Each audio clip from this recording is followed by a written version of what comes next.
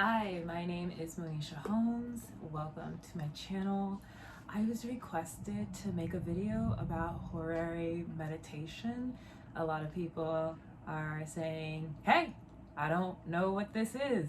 To which my reply is, yes, that makes sense because it's something that I invented. You're looking at an astrological scientist, which is really ironic considering that I see astrology as an art and not a science. So is it that it isn't a science, or I just don't have any desire to argue it to be a soft science? Because I'm not going to feed into this patriarchal notion that the arts can't be extremely therapeutic. I recommend that you settle in because this is going to take a while. Thankfully, it's not going to take as long as it actually takes to do a thorough horary meditation. Before I get into what a horary meditation is, my name again is Monisha Holmes. I am an astrologer. You might be familiar with me because I write the new and full moon horoscopes for cosmopolitan.com. I also am a teaching assistant for an Astropreneur course that is conducted by the Astro Twins, which is super duper cool. Secretly, I do not know that they are not one person who just organizes themselves so well to look like two different people and pre-record everything because I haven't met them both at the same time. That's just a joke I tell myself because it's really funny. I know they're two separate people. It's just, twins are very cool. I have practiced astrology for about 3 to 4 years. I've always been familiar with astrology. I would say though, when it comes to the serious practice of astrology, it's been about 3 years, 3 solid years of bending the mind. Oh my gosh, my brain hurts. Not in like a, oh, my brain physically hurts. There's not a throbbing of the brain. It's more so, it is difficult to think very intensely about ancient concepts that don't always transfer into modern life. I'm already so far down the rabbit hole that I might as well make sense of what is presented to me. And I actually really like astrology. It is a wonderful spiritual practice, which means that it's personal. And I would ask that if you are someone that does not really find any benefit in spirituality, meaning that you do not meditate, if you do not find that crystals, meditation, tarot, any esoteric practice helps guide your life, and presents you with a higher connection to something more powerful than you, to just leave the channel. Just leave. It is totally okay if you do not believe in spiritual practices. In fact, I encourage everybody to find what works for them. I believe in God, therefore I probably would not encourage people to believe in God or to stick around about a sermon about the Lord, because if that's not your practice, you can go. For people who do find that the esoteric practices are very helpful to them, welcome. Hi, I'm glad to share what works for me.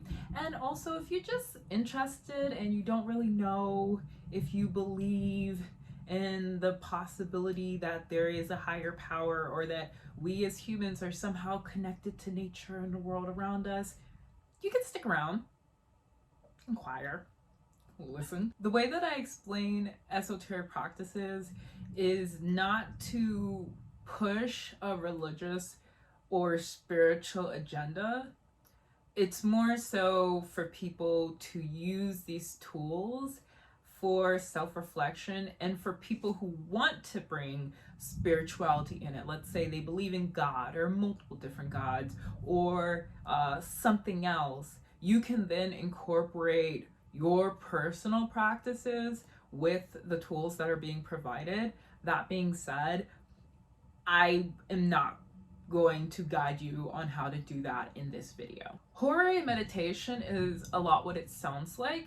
If you are familiar with astrology, you've probably heard the term horary astrology. Horary astrology is a form of predictive astrology, and the way that it works is you ask a question, or you ask a question to an astrologer, In the exact moment that you ask the question, a chart is generated. You generate a birth chart based off of the exact time, date, and location that the question was asked.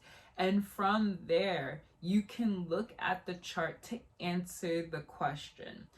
Horary charts are considered predictive astrology because a lot of people will ask, when will I get married? When will I get a job? Where is my missing cat? I cannot find my cat. There are people who use horary astrology to find lost items and creatures. I once lost my satin cap, and I actually did use horary astrology, and it worked. It worked. I don't know that it worked because astrology is magic, or that it worked because astrology gave me new ideas of places to look. Horary meditation is the use of horary astrology as a self-reflective tool. Instead of asking questions that require tapping into knowledge about other people or other creatures or the external, it is a reflective tool to be able to self-reflect. Horary meditation is a form of self-reflection. So instead of asking questions that reflect a need to know about something else, for example, instead of asking, where is my missing cat? The cat being missing is out of the control of the person asking. So an example of a great horary meditation tool is, what can I do to achieve self-love? That is a great question to ask, because when you're asking, what can I do to achieve self-love, self-love becomes the destination. Before meditating over that question, it's probably best you define what self-love is for yourself.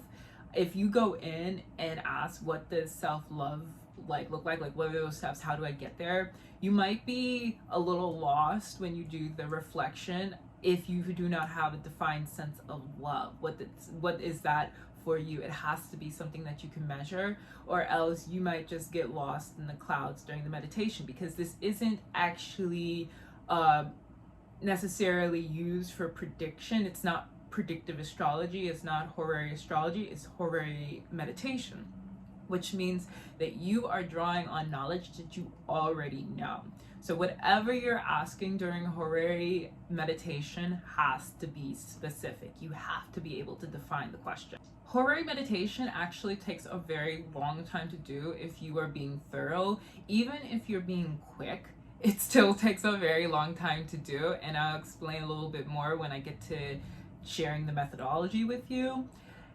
When you practice horary meditation, I recommend doing it somewhere where you're not going to be interrupted and you're free from distractions. So maybe doing it at the park isn't necessarily a great idea unless you live somewhere close to a park where you can lose yourself and get lost in the moment and know that you're not going to be interrupted and know that you're not going to be distracted by animals or the weather. If it suddenly starts raining, that'll take you out of meditation. So when you're thinking about horary meditation, you want to do it somewhere where you feel comfortable, where you know that you are not going to be interrupted during the process. I would actually say you should allot 3 to 4 hours to do a full horary meditation, and that does include about a 15 to 30 minute break, because you're going to want to take a break.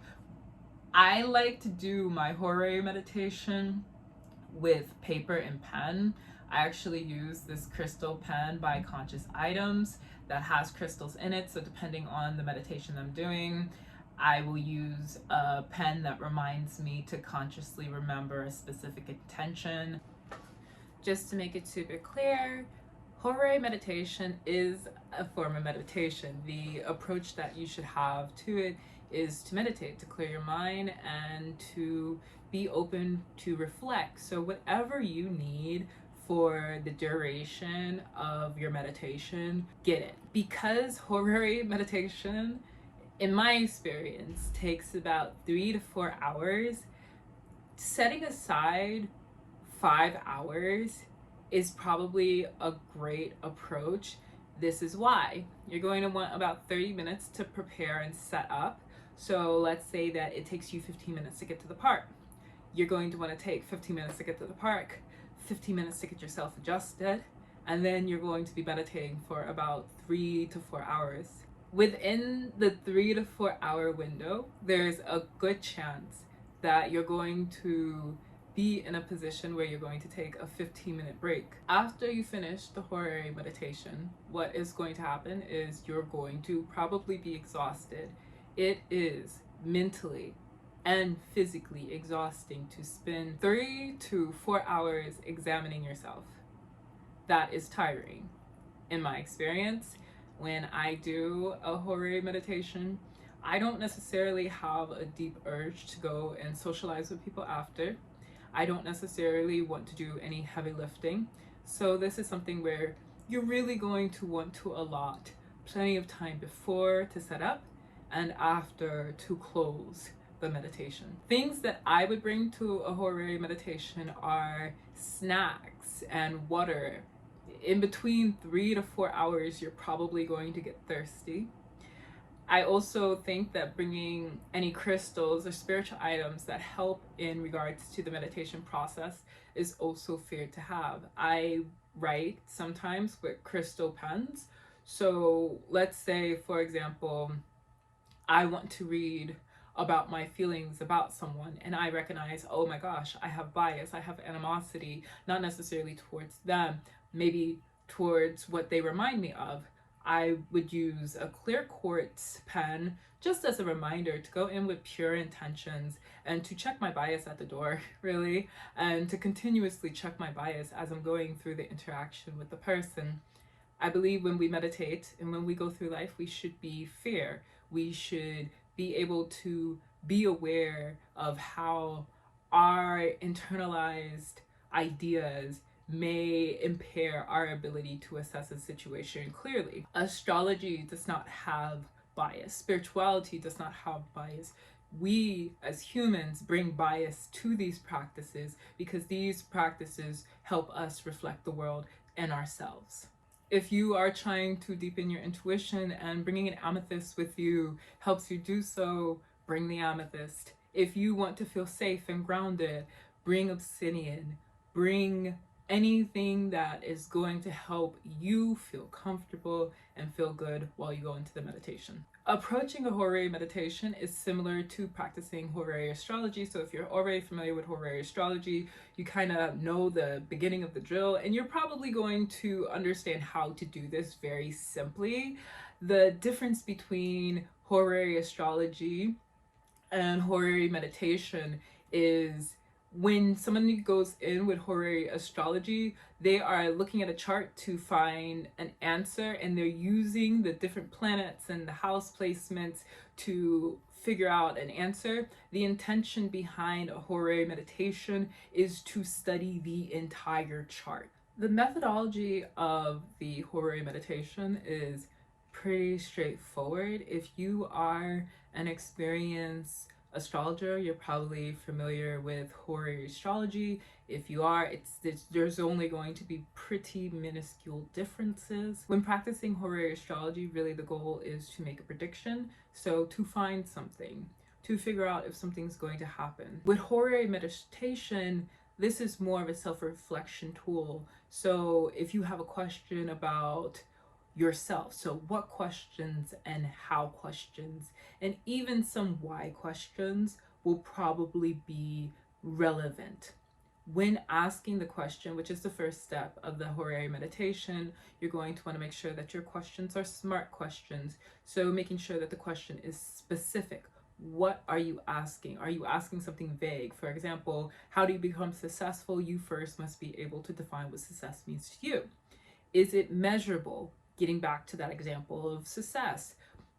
How do you measure success? You have to know what success is first, and you have to be able to measure what success is for you. So for example, if success to you means, will I be a millionaire? That is measurable and that is a clear goal. That's a better question than asking, will I be successful? Because only really you know that, and You might look back on your notes later on and not exactly be clear what you were really asking. This is a self-reflection tool, so you want to make sure that as you are self-reflecting, you can go back to your notes and make sure you understand what you were asking, what you were inquiring about. The question should also be action-oriented, because this is a meditation tool, a self-reflection tool, and self-reflection works well when you attach an action to it. So if you know that there is a change you want to make sure that that is shown in the question. Even the millionaire question is pretty solid, because during the reflection, you're going to have prompts that come up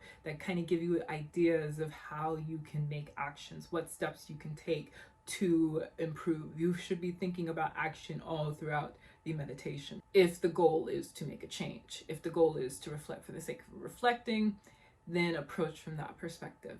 Relevant questions are something that's actually attainable to you, something that you can kind of see how the steps you need to take present themselves. For example, I wouldn't ask myself, what is my husband doing right now, because I am not married. I have no husband to ask about. So even, let's say hypothetically, I marry someone in the future, there's no promise that person's going to be a man. First of all, there's no promise that they're going to identify as a husband. Maybe they want to be identified as a partner. So being relevant, which means being grounded in the present. Sometimes we get so attached to the idea of the future or the past, and we're not really asking relevant questions where we're not grounded in the present moment. The last letter of the SMART acronym is T, so making sure these questions are time bound. So going back to the millionaire question, will I be a millionaire? That is so open-ended, and it doesn't really give a set goal. You can ask that. That's like a question you can ask. Asking, will I be a millionaire over the next 5 years, might give you clearer reflection, because you are then going to approach the meditation with a conclusion. And the way that you're going to interpret the birth chart is going to challenge you to think of how you can set goals within 5 years to reach the point that you want to reach. After you have asked your question, you will immediately generate a birth chart. So whether or not you are going to an astrologer or you're generating the birth chart yourself, that birth chart needs to be generated at the moment that that question was asked. The way that I approach the meditation is, I might have an idea of what I want to ask for a few weeks. I might mull over the question and then eventually get to this point where I have the courage to ask the question out loud. When we speak the words out loud, that's when we're bringing it into reality. And once you give birth to that real statement, or that real question rather, you are going to then make sure that you track the exact time that that question was born. The third step is observing the chart. If you are familiar with birth charts, this is what it looks like, and you're just going to take a look at it. You're going to look at it, sit with it, process that you just asked a really big question, and just look at the chart. There's nothing you really need to do. If there's something that sticks up, if you see a lot of retrogrades, you might want to be aware of that and think about how that might affect your approach to this meditation. Just look at the chart. There's no big step that you have to take at step 3. Once you've observed the chart, this is where the work comes in. This is where the hours start building up. And you might want to split this process up into 2 parts. The first part being one lump of your time, the second part being a pretty equal lump of your time.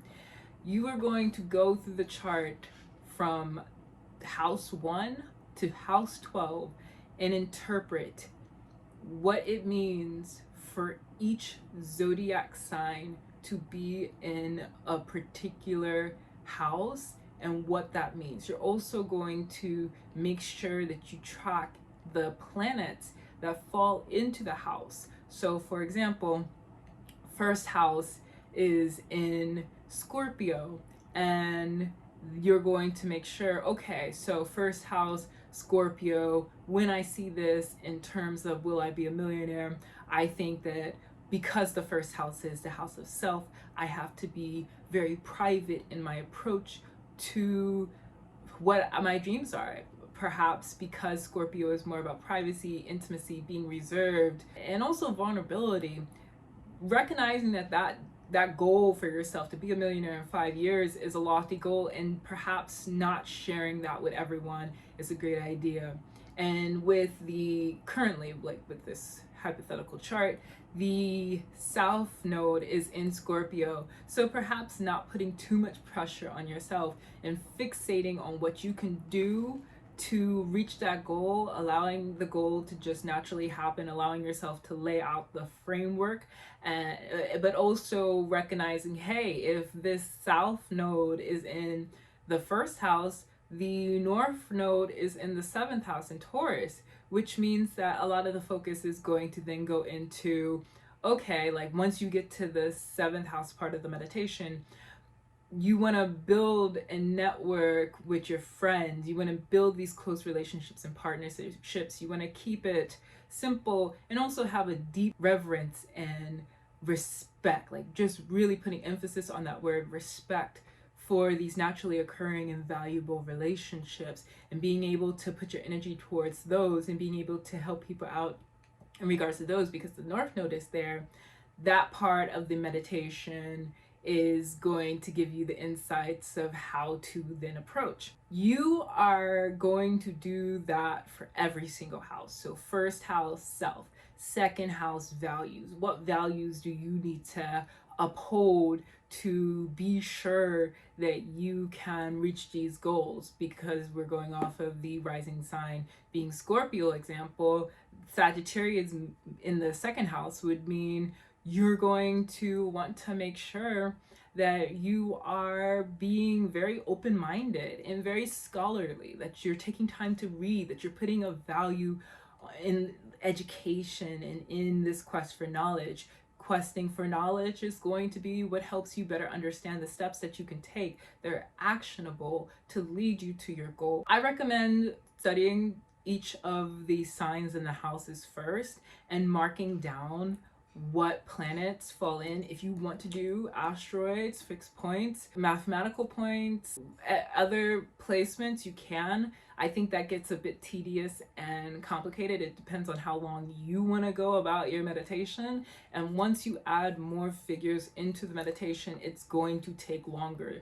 If you add a lot of figures into this meditation, it could end up taking you all day to do the meditation, which is fine if you have the time to do that. Once you have interpreted all the signs and houses based off of your question, the relevancy to your question, you're then going to go and study the planets, the luminaries, any fixed points in the chart to then add on to the meaning. So let's say that Mars is in the 8th house.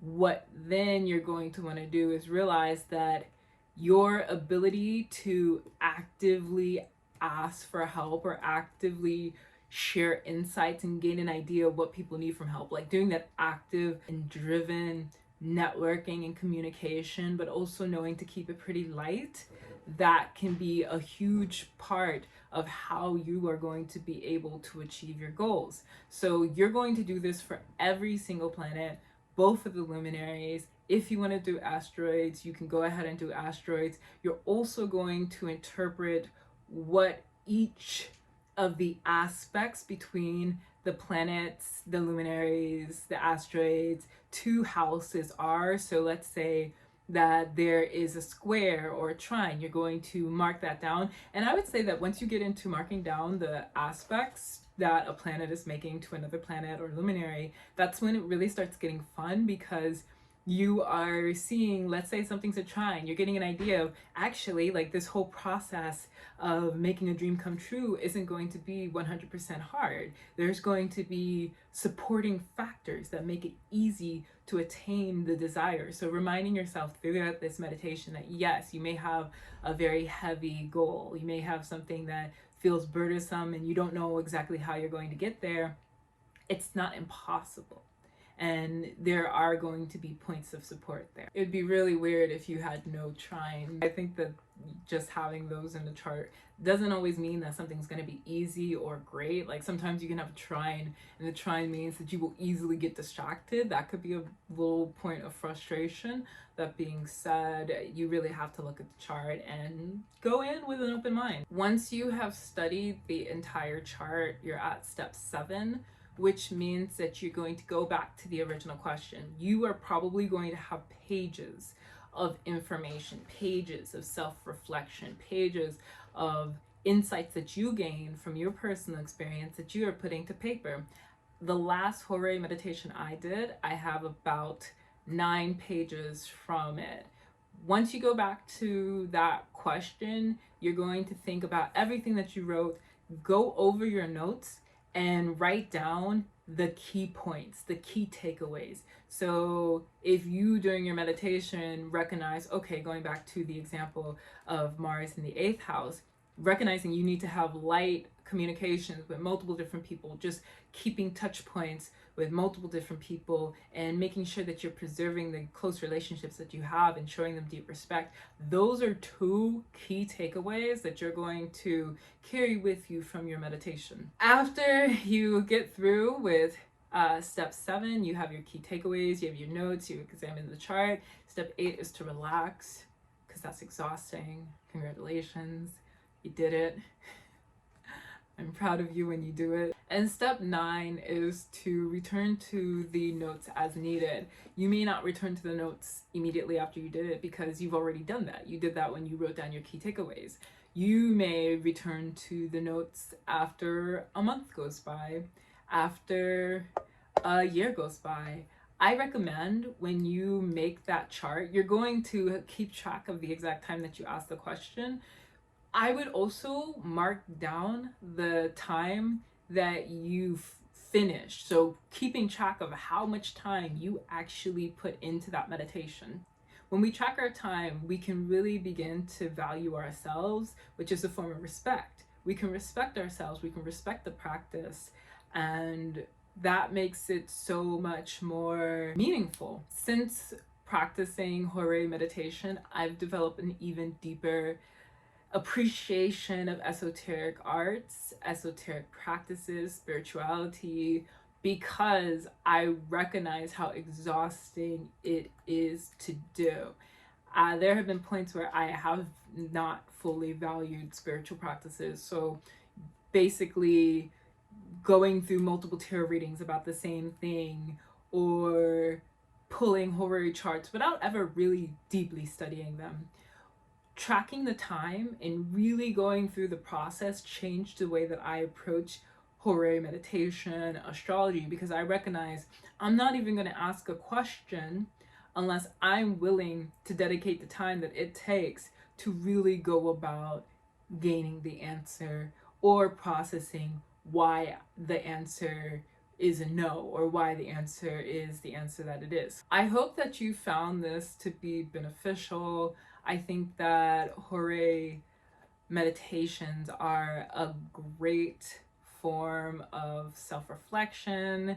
It is a great meditative tool because you're really putting a lot of focus to examine the ins and out of a question, how you perceive the question, how you're approaching the question. And when you return back to your notes, you're going to see perhaps how you've grown in regards to the way that you approached the question in the first place, or understanding where your mind was when you had a specific desire and inquiry. If you are interested in staying in touch and following me, you can click the link below. If you are interested in any conscious items like the pen I showed, I have a 50% off discount, Monisha15, which you will also find in the link below. If you have any questions, please leave a comment. And I ask that if you found this video helpful and would like to just continue to be clued into my life and what I'm doing, press the subscribe button. Join the fam. I will see you all next week. I post videos every Monday at 12 p.m. Have a wonderful rest of your day. Goodbye.